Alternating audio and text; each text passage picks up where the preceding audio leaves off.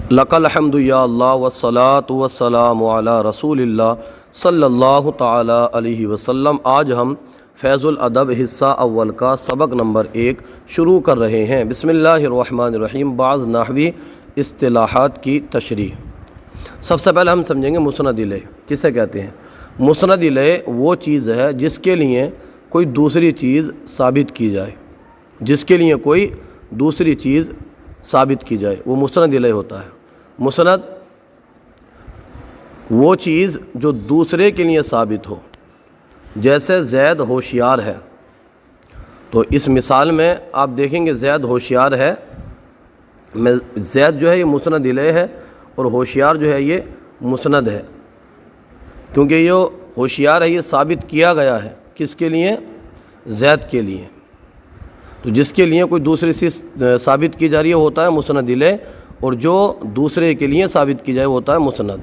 تو یہاں پر زید مسند الیہ ہے اور ہوشیار مسند ہے۔ جیسے پڑھا بکر نے، تو اس کے اندر اس مثال میں پڑھا مسند ہے اور بکر مسند الیہ ہے۔ اسی طرح سے دیکھا گیا چاند، تو اس مثال کے اندر دیکھا گیا چاند، اس میں دیکھا گیا یہ مسند ہے اور چاند مسند الیہ ہے۔ اس کے بعد ہے جملہ۔ جملہ کسے کہتے ہیں؟ جملہ مسند الیہ اور مسند کے مجموعے کو جملہ کہتے ہیں، جیسے زید ہوشیار ہے یا پڑھا بکر نے یا دیکھا گیا چاند۔ مبتدا۔ مبتدا وہ اسم ہے جو لفظی عامل سے خالی ہو اور مسند الیہ ہو، اور کیا ہو؟ مسند الیہ ہو، یعنی اس کے لیے کوئی چیز ثابت کی گئی ہو۔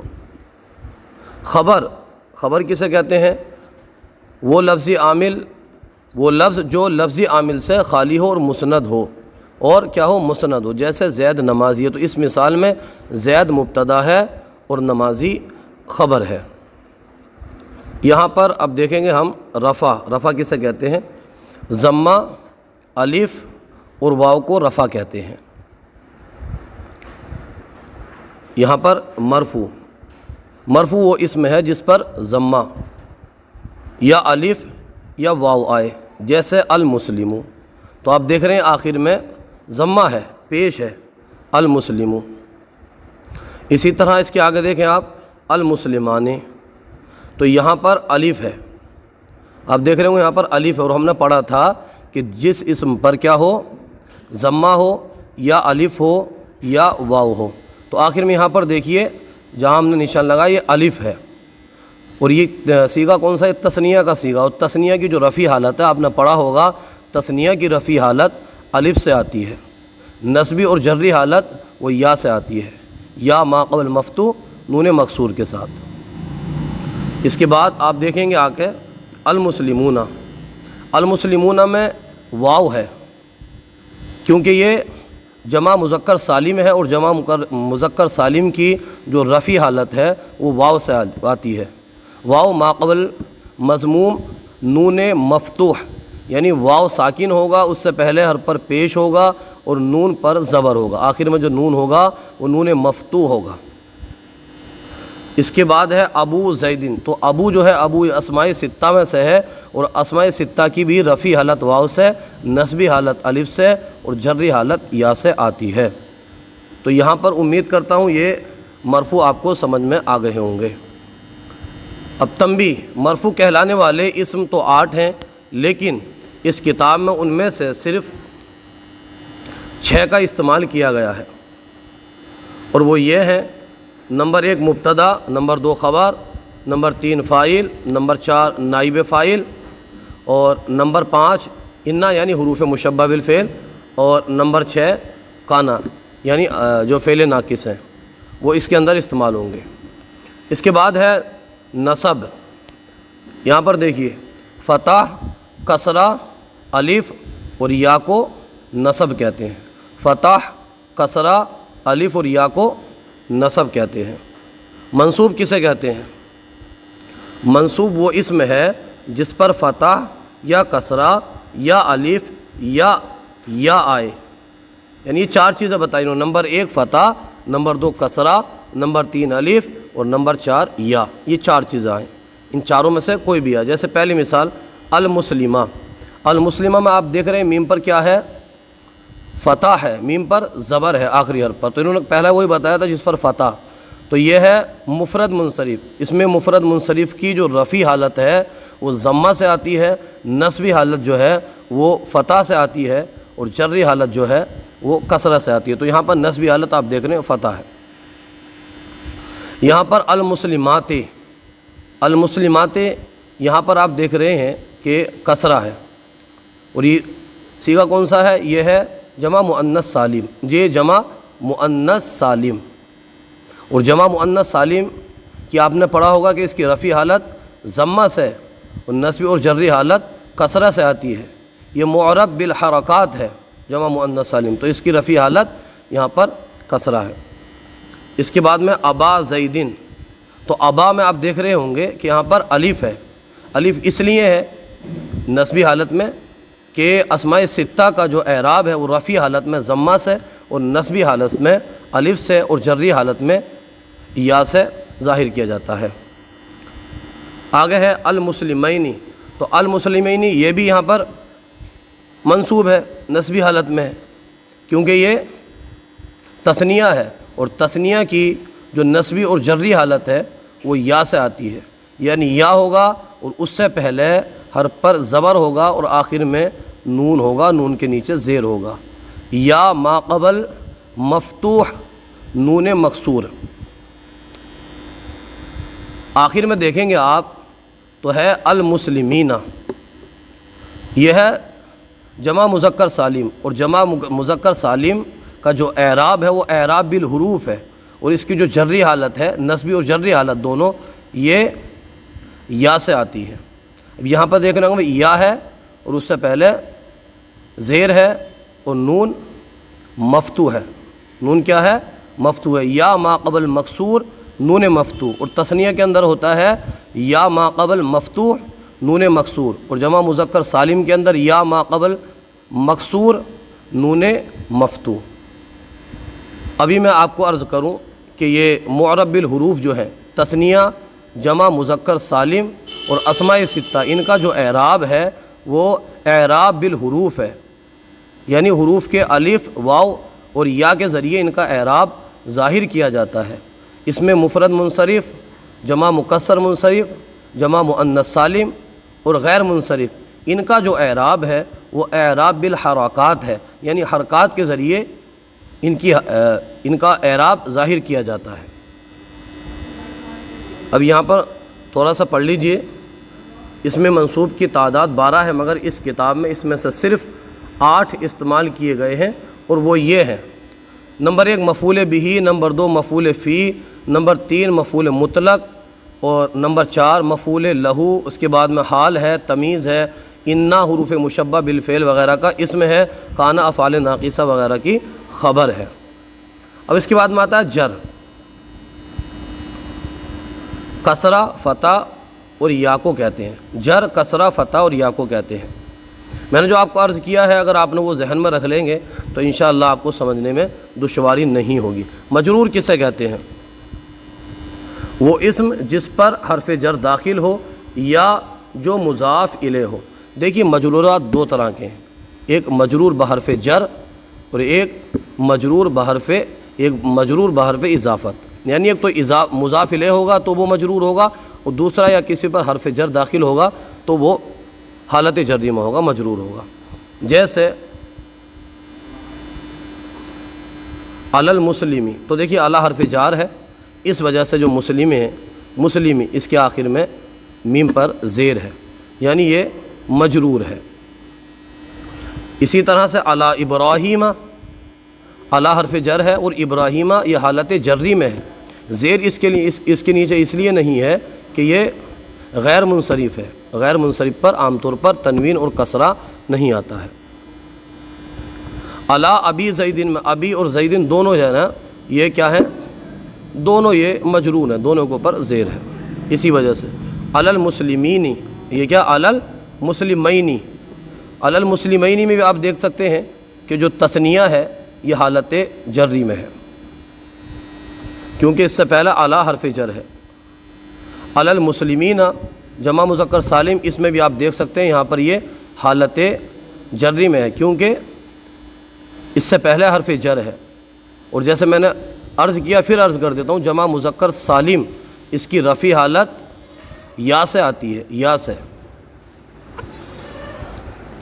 آخر میں دیکھیے ولد اس کے آگے ولد المسلمی، تو یہ مسلمی جو ہے یہ اس لیے مجرور ہے کیونکہ اس سے پہلے ولد مضاف ہے، اور مضاف الیہ کیا ہوتا ہے؟ مضاف الیہ مجرور ہوتا ہے۔ ولد ابراہیم، ولد مضاف ہے اور ابراہیم یہاں پر مجرور ہے، یہاں پر کیا ہے؟ مضاف الیہ ہونے کی وجہ سے مجرور ہے، زیر اس لیے نہیں ہے کہ یہ غیر منصرف ہے، غیر منصرف پر عام طور پر کسرہ و تنوین نہیں آتی۔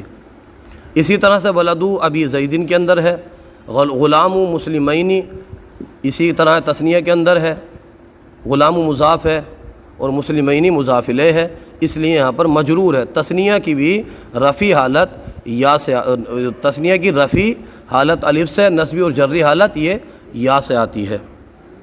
امام المسلمینی یہاں پر امام مضاف اور مسلمینی جمع مذکر سالم یہ مضاف الیہ اور مجرور ہے۔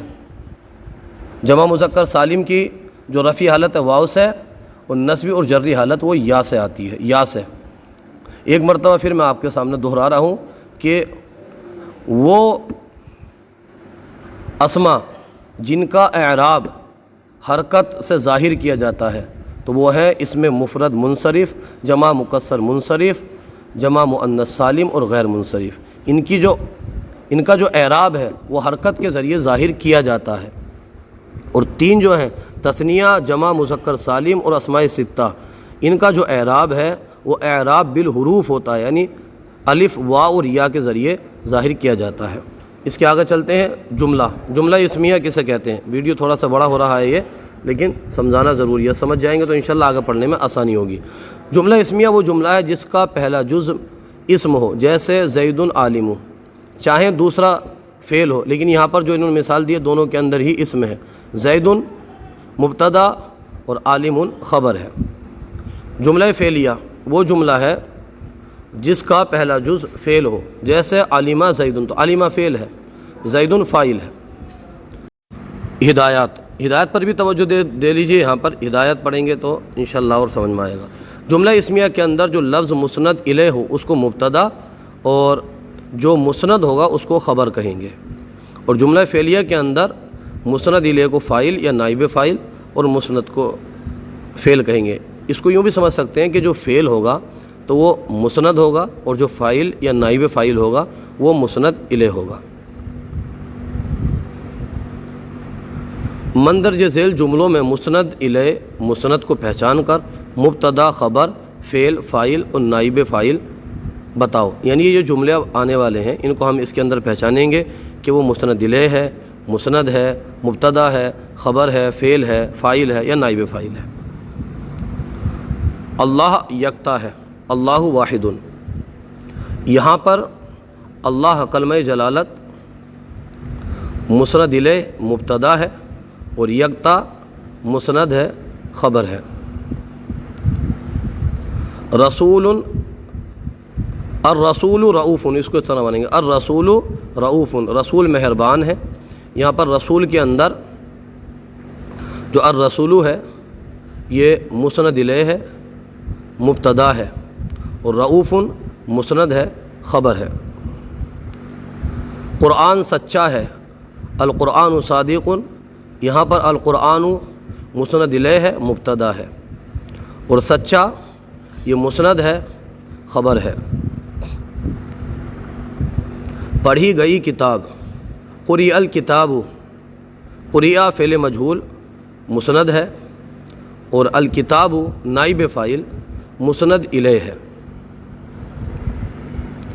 دیوار لمبی ہے، الجدار طویل، الجدار مسند الیہ مبتدا ہے، لمبی مسند، لمبی ہے یہ مسند، خبر ہے۔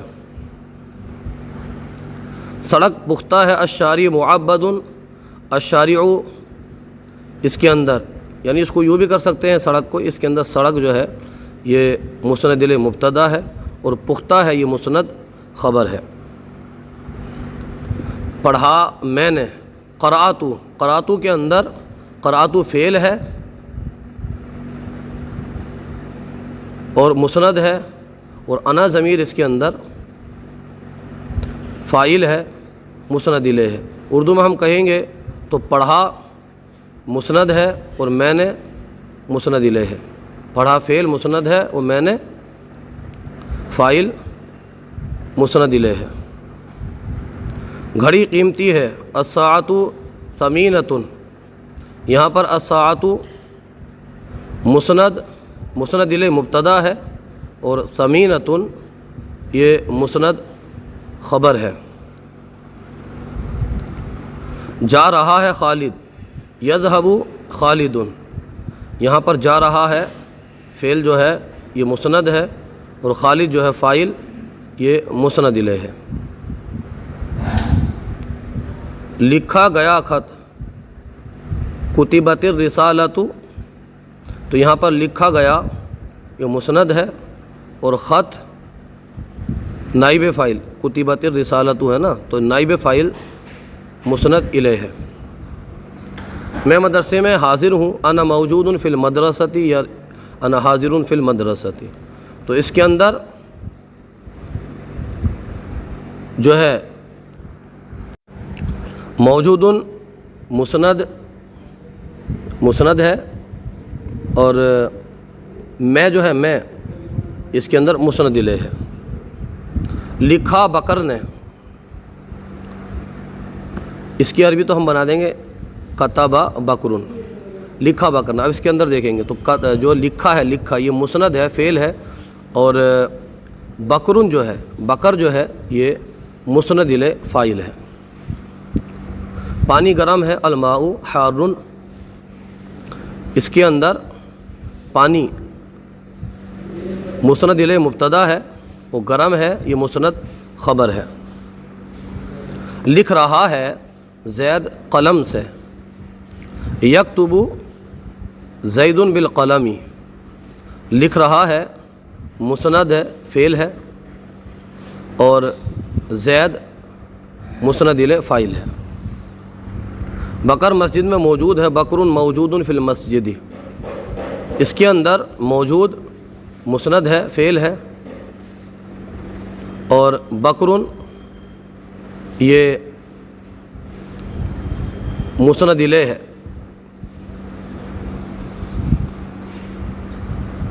زید کو پڑھایا احمد نے، درس احمد، احمد نے پڑھایا کس کو؟ زید کو، زیدن، درس احمد زیدن، اس کے اندر پڑھایا یہ مسند ہے، فعل ہے، اور احمد فاعل ہے، مسند الیہ ہے۔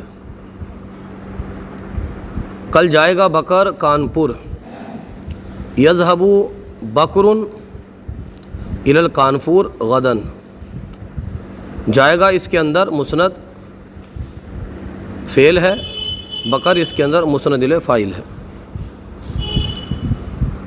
پرسوں جمعہ کے دن میں ممبئی سے آیا، جیتو من ممبئی